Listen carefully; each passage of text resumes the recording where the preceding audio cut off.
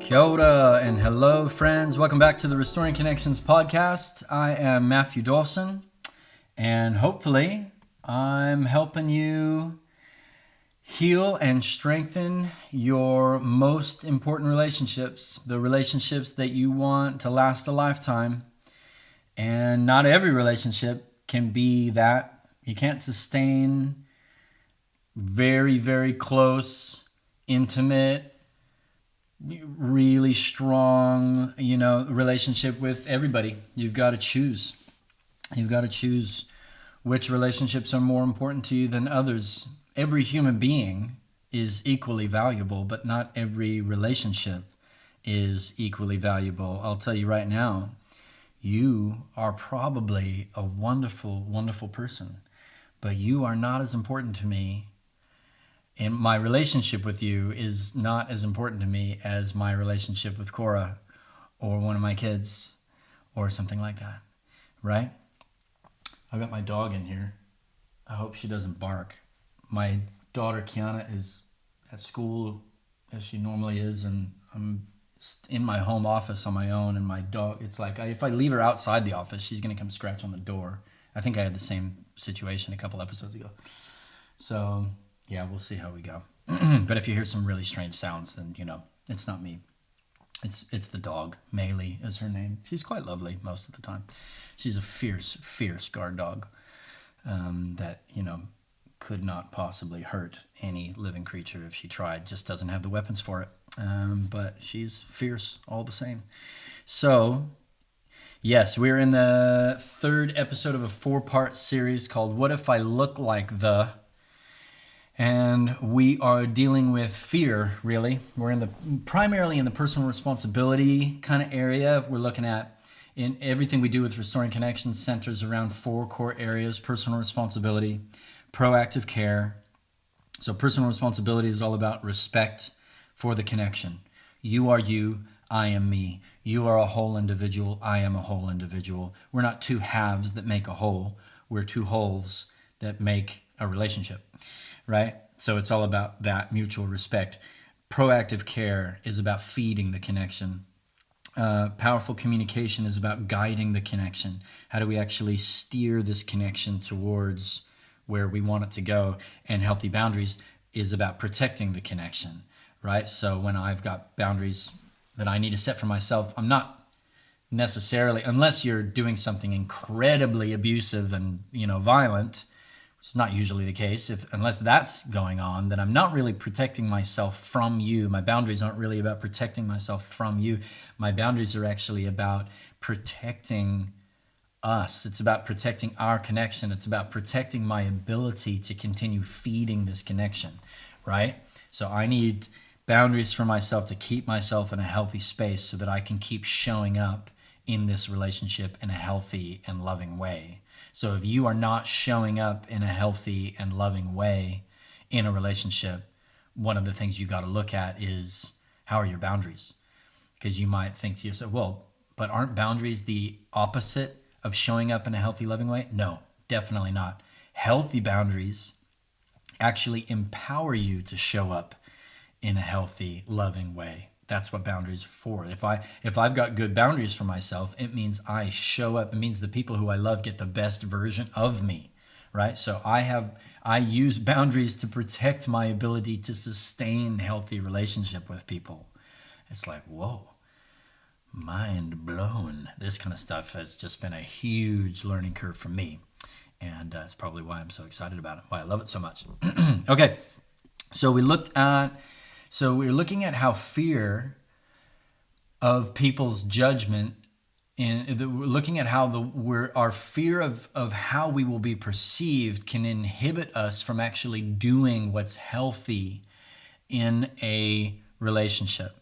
So we looked at the fear of being perceived as the bad guy, right? So what's actually needed in this situation is for me to deal with the reality. There is something going on. A tough conversation needs to be had, but I don't want to be perceived as the bad guy, right? And so I just back off and I just get passive, and because I don't want to be. So that fear is paralyzing and confusing, right? Oh, and we talked about the fear of being perceived as being weak, right? So maybe what this situation needs is grace.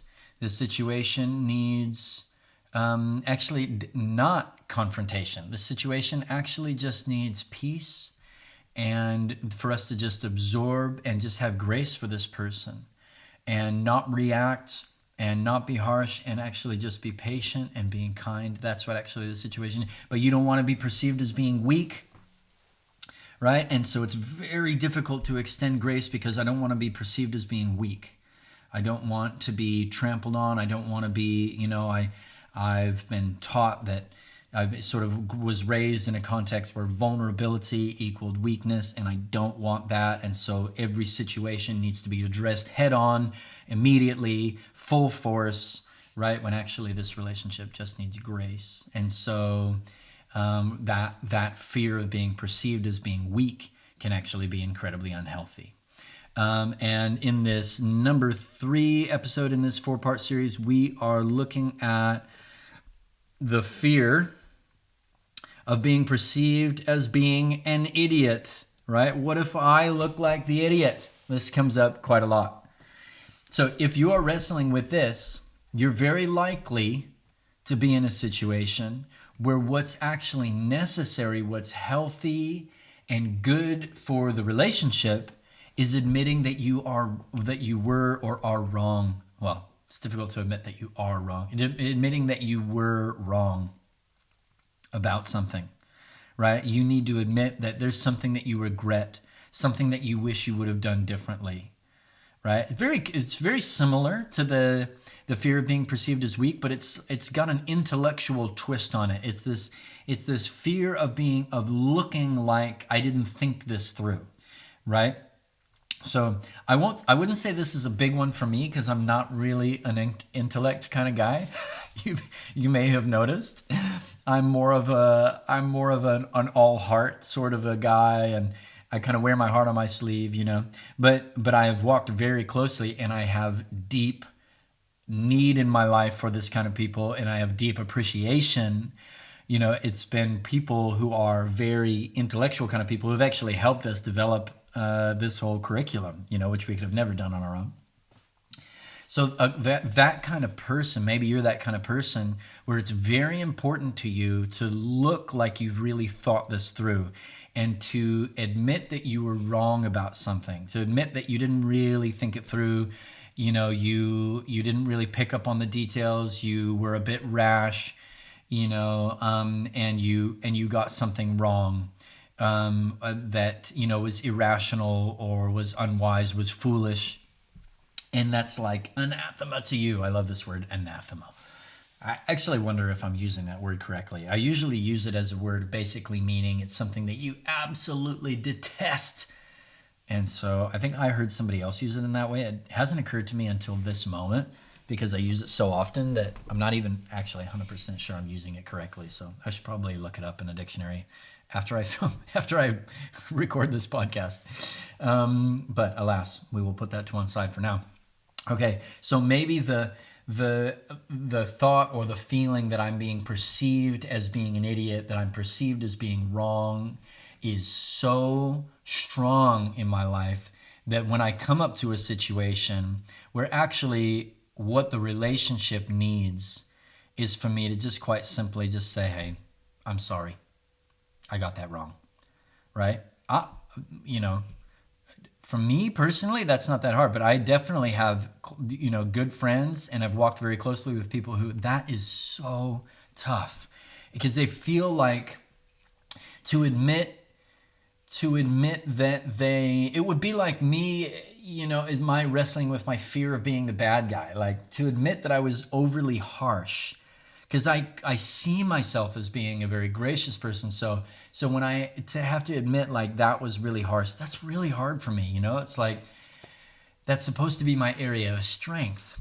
And I always say that like if I tried pole vaulting tomorrow and I completely sucked at it, I'm probably not going to have an identity crisis, right? That's probably not going to be that big of a deal. It's when I fail at something that I've got some of my sense of self-worth and my identity riding on that I've presented myself to the world as, this is my contribution. This is what you can rely on me for. And then when I blow it, and believe me, I do, when I blow it in an area like that, like when I just do something totally unhealthy and unhelpful in my marriage, with Cora, and there's those are the moments where I've really got to face down those demons, where I feel useless, I feel worthless. Those are the things, and that's where that fear can be really paralyzing. So maybe this one connects with you, that fear of being perceived as being an idiot, and people, you like, the most horrific thing you can imagine is a bunch of people kind of with their arms crossed thinking about you and going, oh my gosh, talk about an absolute bonehead. He completely got that wrong. Didn't think that through at all. His theory was totally off. The way she just rushed into that and opened her big mouth and, was just like completely misquoted that thing, or, thought the meeting was here. Maybe, even simple things like you thought the meeting was at this cafe and it was at the other cafe. And as soon as you find out that you were wrong, and you really just need to admit you just got it wrong. Like you just misread the text. But there's something inside of you that just, like, I can't do it. I can't let go. I can't admit that I was wrong about something. I have to find a reason. I have to throw somebody under the bus. But the way you wrote that text, and you did this, and I didn't get the text until the other day, and it was too late. And you're just constantly blame shifting somebody else because you just cannot bring yourself to admit that you are wrong. And if this is you, this episode is for you, friend. You've got to deal with that. A healthy relationship is going to involve you admitting that you got something wrong. And the sooner that you get comfortable with that, oh my goodness, I'm just like imagining that it's like a muscle that's flexed and cramped. I'm not like a physiotherapist, so I don't know much, but I'm thinking a cramp, or what we call a stitch in New Zealand, is when a muscle contracts, but then it can't like release. Like a healthy muscle is supposed to be able to contract and then release, but a cramp is basically the muscle is like just frozen, stuck. You can't, if you're listening to this, you can't see me. I've got my fists clenched in this like weird golem looking way, and my face is like, my face is all, tensed up. I'm going, it's like this cramp, like I can't admit that I'm wrong. And it's like a cramp. It's like living your entire life is like a cramp, right? And you just need to be able to let go and let those words just roll off your tongue. I was wrong. I got it wrong. I blew it. I'm sorry. And something about having people in your life who will look you in the eye and say, yes, you did get it wrong. You completely blew it. And I love you. And I think you're great. And I never needed you to get everything right. Anyways, it's so funny. It's like you will have known, even if you're this kind of person, you will probably know what it feels like to interact with somebody else who's like that. And you're going, I don't need you to be right all the time. That doesn't help our relationship in any way, shape, or form. Like being right all the time, getting everything right. It's not one of the options. I was never expecting that. So on occasion, you acknowledging that you got something wrong is going to be a very important part of this relationship. It's got to be a part of it. Like if you have a close relationship with somebody and it has been weeks or months or years or days since you acknowledged that you were wrong about something, warning bells. Houston, we have a problem. If the words, I am sorry, have not rolled off yet, like just last night, we were spending some time with some friends, and they have a teenage son and who's like navigating his way into adulthood, and we were just cheering him on, and he was talking about what he wanted to do next year. And he said at one point, I kind of regret last year I approached my studies in this way, and I regret that, and I wish I hadn't done that. And his dad, I just thought, he said, just came, the response was so good. He said, well, if you don't have any regrets in life, it means you're not learning, right? If you aren't able to say I'm sorry, and I'm saying I'm sorry is just another way of saying I wish I had done something different. I regret doing that. If I could go back in time, I would do something different. In other words, I've had a change of thinking. In other words, I'm growing, I'm learning. And it was so cool to be able to, watch that. I was just like, what a legend, affirming to his son, like, yeah, good. We'd be really concerned if you had no regrets. We'd be really concerned if you never wished you'd done something differently, because that would be a really good sign that you're not actually learning and growing, and that would be a problem. Okay, so we're diving straight back into the same set of questions. We're just going to unpack them a little bit. If this is you, who am I accountable to? Again, we're starting there. That's going to be, if you're trying to wrestle through this on your own, what if I look like an idiot? No one wants to look like an idiot. I hate looking like an idiot. I'm not saying I ever get to the point where this is fun, right?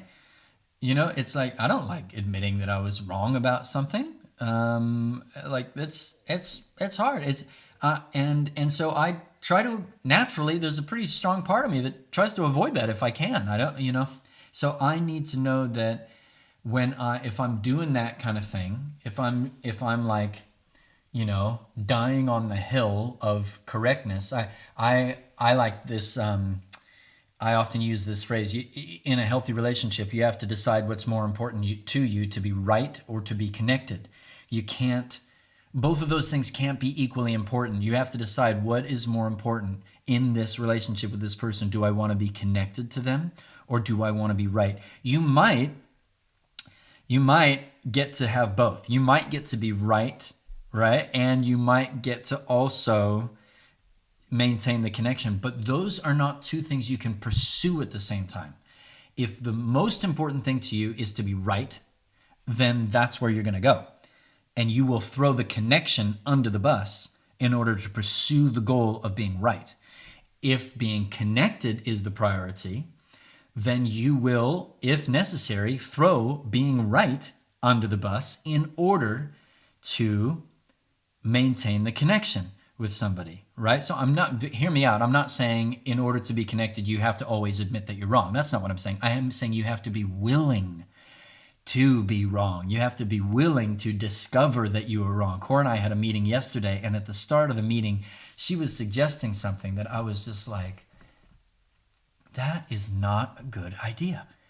That will not work well. And I felt so strongly about it. And honestly, it took me a lot of self-control to just internally, she might listen to this podcast and be like, wow, I didn't even realize you felt that way. Actually, that would be kind of cool if that was true. I don't know. I just had to internally, within my own mind, I just had to coach myself through it and say, Matt, you might be completely wrong. You might be completely wrong. You might be completely wrong, right? And I'm just like coaching myself through that. I'm preparing myself for that. I'm not saying I'm definitely wrong. I'm just saying I might be. And I've got to have an open heart. I've got to have an open mind. I've got to bring my, there's a whakatauki, or a proverb here in Aotearoa, New Zealand, from within the Te Reo Māori language, within the Māori culture. It talks about bringing your empty kite, your empty basket. So in life, you've got kind of two baskets. Is kind of the idea. You've got your basket of things that you possess, all of the treasure of who you are as an individual, and then there's the empty basket, which is all of the treasure you don't possess.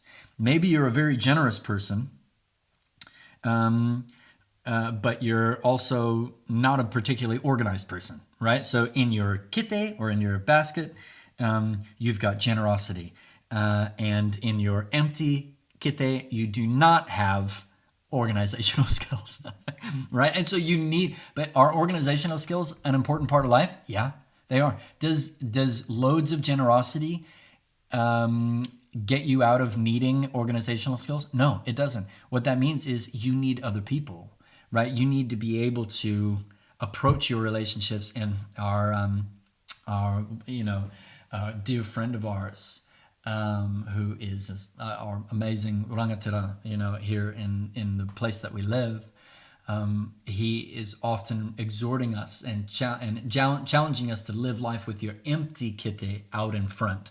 Bring that one out in front, so you're approaching the conversation willing with assuming that there's a pretty good chance that the other person has something that you don't have. The other person sees something that you don't see, right?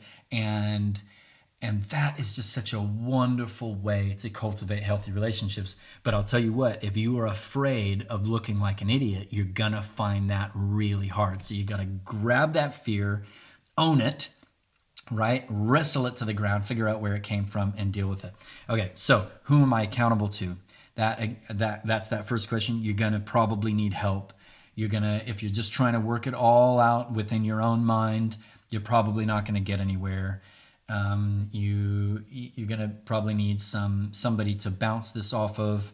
Hey, this is what I think I need to do, but and the other person can say, hey, Matt, do you know what? You probably just need to admit that you got this wrong, dude. You probably just need to admit, not calling yourself an idiot, but you probably just need to admit that you got it wrong and apologize. Who am I accountable to? Okay. Next up, whose judgment am I afraid of? Again, name it. Name it specifically. Where did this start? Did this start when you were a little kid? Was there somebody in your life, maybe a parent, maybe a sibling, maybe a friend, maybe a coach, maybe a teacher, whose behavior left you feeling like you were an idiot, like you were inferior, like you were intellectually inferior? And so that has become this unbearable feeling, and your life is about trying to prove that person wrong. Maybe you had an older sibling who was just an academic whiz, or maybe a younger sibling that was an academic genius, and you are not. It's just not a natural thing to you. And they were coming home with really high marks, high grades on all this stuff. And there's some part of you that's felt so inferior because of that experience. And now it's impossible for you to admit that you're wrong about anything, because your whole life is about trying to prove that you are not inferior intellectually. I don't know. I'm just freestyling here as to what it might be. But again, you gotta, if you can okay, whose judgment am I actually afraid of? Is it, I'm not going to say Tina or Fred or Sally. I'm going to say, is it Peter's, is it this person? Is it Peter? Maybe it's Peter. Who is Peter? I don't know. But Fred, if it's just this fog of the universe, that you're afraid is judging you, it's really difficult to work out how to actually heal that, because fear is essentially something that we got to go back to the wound that the fear is attached to, right? And find out where that thing is getting its power, and go back and get the healing that we need. This is why I'm so into Jesus, is that Jesus is really, really into healing. Jesus teams up with Holy Spirit and Heavenly Father for this absolute powerhouse of healing over humanity. And I'm completely and utterly addicted to it and enthralled with it. And this is what's been so powerful in my life. So we've got to, if you can go, whose judgment I'm really afraid of right now. Maybe it's somebody who's currently in your life and is currently in the situation. It's like, yeah, I know exactly whose judgment I'm afraid of. It's this person, and this is why, because last 3 times I admitted I was wrong, they treated me terribly. Or maybe that hasn't happened in 20 years, but it's somebody that, made you feel like an idiot when you were, a little kid. Whatever, if you can pinpoint that, whose judgment am I actually afraid of, then it can give you a pretty good idea of what does it mean to get around that? What does it mean to get the healing that I need? If it's from I'm afraid of, this particular person that's from your childhood, well, you can be pretty sure, I need to go back to those memories, and I need to get the healing that I need. I need to get back to the point where I stop believe, because that's what happens, right? Is you go through something that's traumatic, and it shapes what you believe about yourself, right? And that is our next point, which is, what do I believe about me? So somebody says to me, "Oh, I don't want to look like an idiot, though. I know I need to admit that I was wrong. I know I need to admit to my wife that I was wrong about the situation, but I don't want to look like an idiot," right? And so usually I'll ask them the question, "Well, are you an idiot?" And they're going to go, "No, I'm not an idiot." And I'm going to say, "Great. I'm so glad we're in agreement about that." Or they might say, "I don't know. Maybe I am an idiot." And I'm going to say, "Bingo. That's where the issue is. What do you believe about yourself? That's what's fueling this fear and this confusion, is what you might believe about yourself. If you believe that you're an idiot, right? And then the whole world is like affirming that and then you're looking for that to be affirmed everywhere you go, because that's what you're expecting. You're expecting to wake up and for that belief, right? So all beliefs are like that. I believe that God loves me. I believe that life is good. I believe that life is challenging, right? So those are some of the first things that come to mind. So I wake up in the morning and I expect to see those things, right? I expect life to be challenging. I expect to feel God's love, right? I expect to, I'm just making this up as I go. So, but the opposite is also true. If I believe, and I've had times in my life where I believe, like I went through I got dumped by my girlfriend when I was 16, which, completely crushed me. And I went through a pretty significant period of my life where I believed that I was unworthy of romantic love. So if I believe that down deep in the caverns of my soul, I'm going to wake up every day and I'm going to expect to see that, because that's what I believe. And I'm drawing that. It's like the fear that could be true, and the belief that that's true is like magnetically pulling that reality towards me. So if you believe that you might be an idiot, you're going to be pulling that towards you. And what's really, really destructive is when you end up in a vicious cycle where you believe you're an idiot, and then somebody comes along in your life who you get the impression that they kind of think you're an idiot too, and there's agreement about that, and you end up forming a partnership. Maybe you get married, maybe you're romantically engaged, maybe you start a business together, and there's agreement. We both think I'm an idiot, right? And that is an incredibly powerful agreement, and incredibly destructive and unhealthy, right? Because then you do something that's incredibly unhelpful for the relationship, which is act like an idiot, because you believe you are one. And so we've got to actually break that cycle. We've got to break that pattern. And that's the good news, is it takes two people to create a pattern, a cycle, but it only takes one person to actually break it. And so at some point, one person's got to actually disagree and basically say, "Hey, I'm actually cutting ties with that belief. It still kind of feels true that I am an idiot, but I'm actually choosing to break ties with that thing. And I'm choosing to believe something new." And this is where the power of words is so handy. So I'm way off topic here, but we'll just go with it. It's difficult to just necessarily like shift what you feel, very difficult. And it's also difficult to just shift what you believe. Not impossible, but you know what I find is so incredibly powerful? You can change what you say.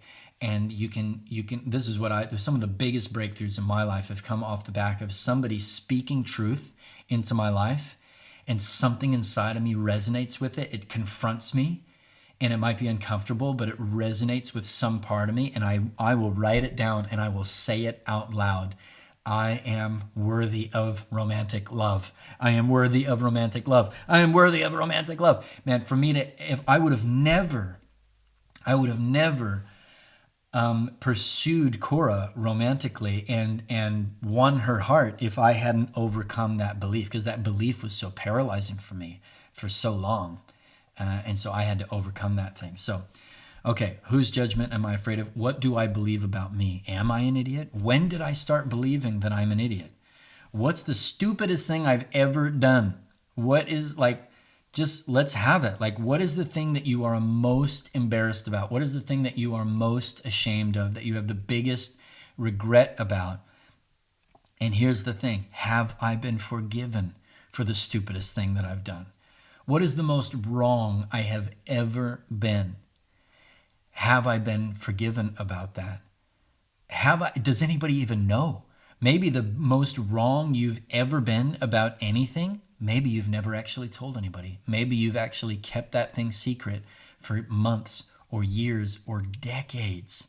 And you are always going to be protecting yourself from being perceived as being an idiot until you can actually come out with it, acknowledge it, and be in the presence of somebody who can look you in the eyes and say, yeah, you were wrong, and I love you, and I love you. And that is so incredibly powerful. That's where we need help. Have you forgiven yourself for the dumbest thing you've ever done?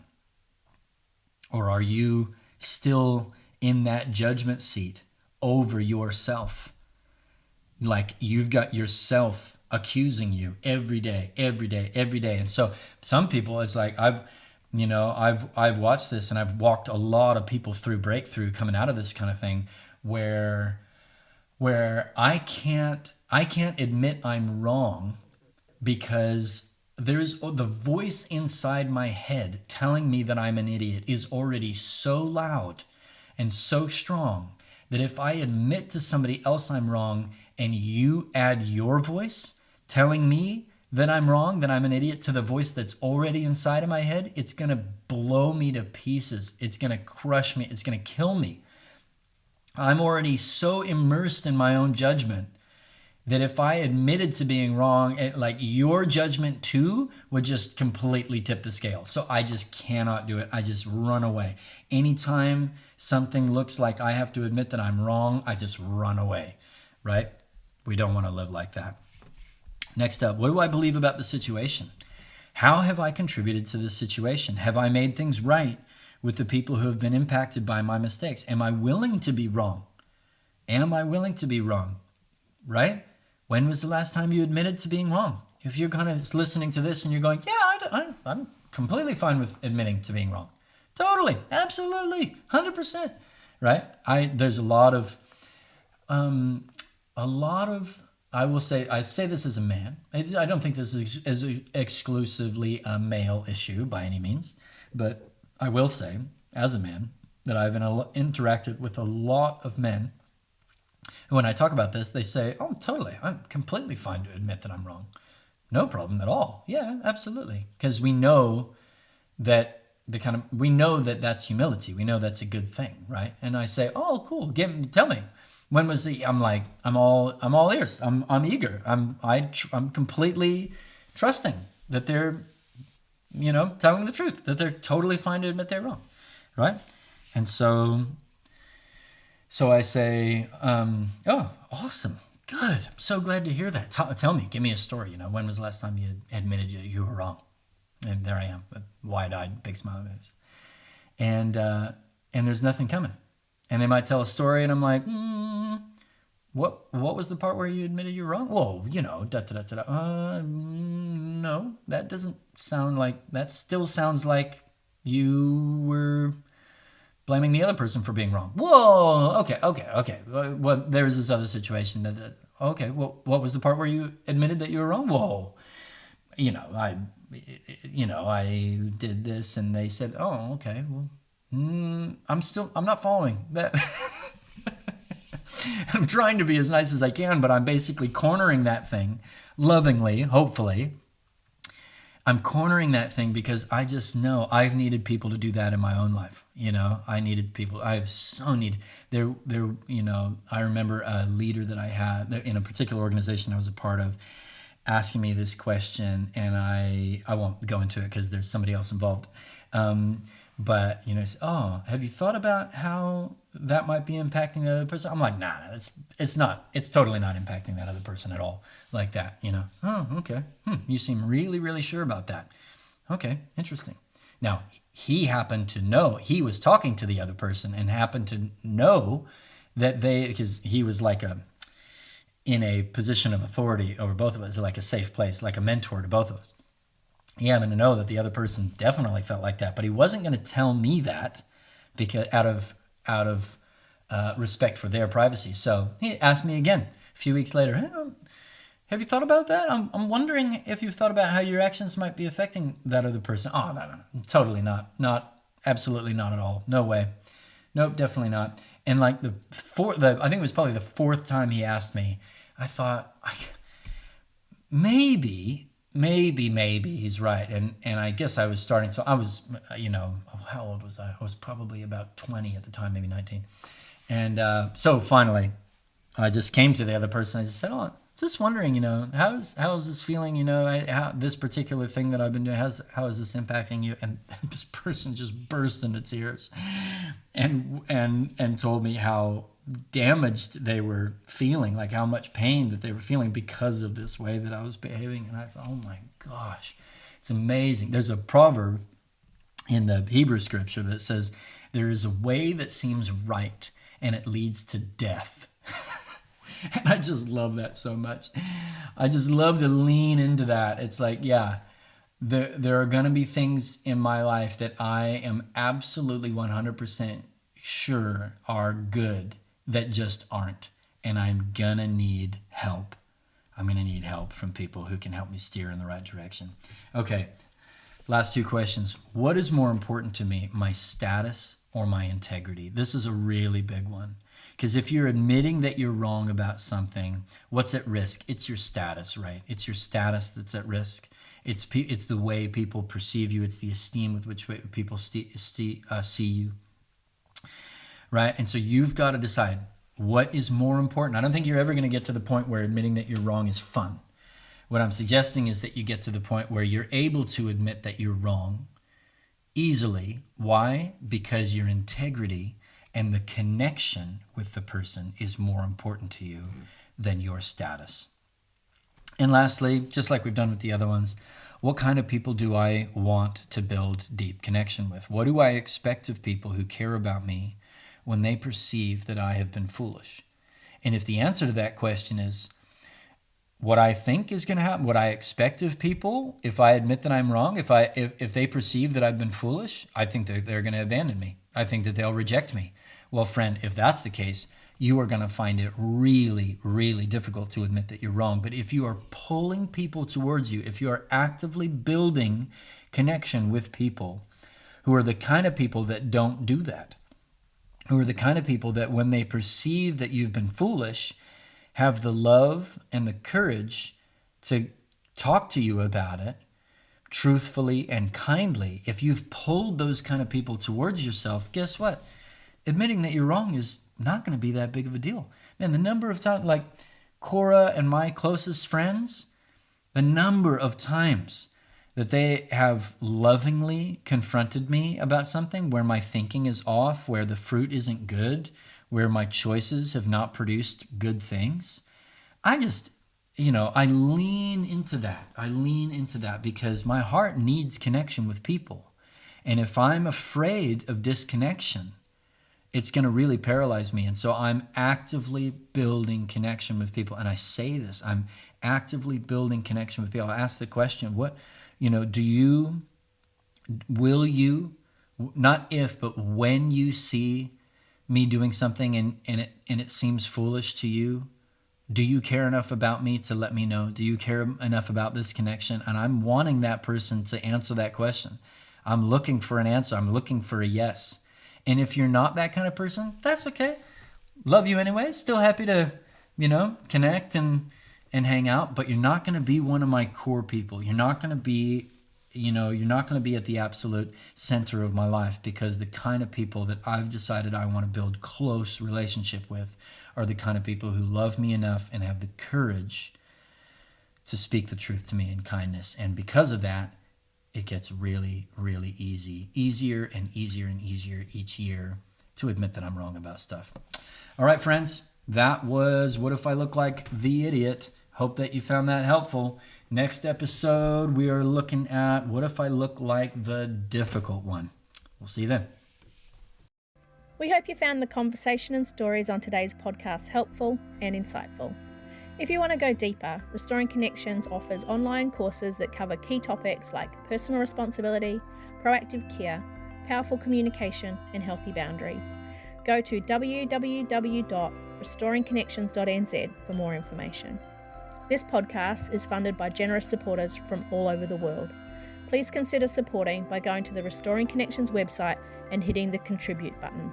By partnering with us, you're helping to provide mentoring, workshops, and training to others who are also restoring their connections.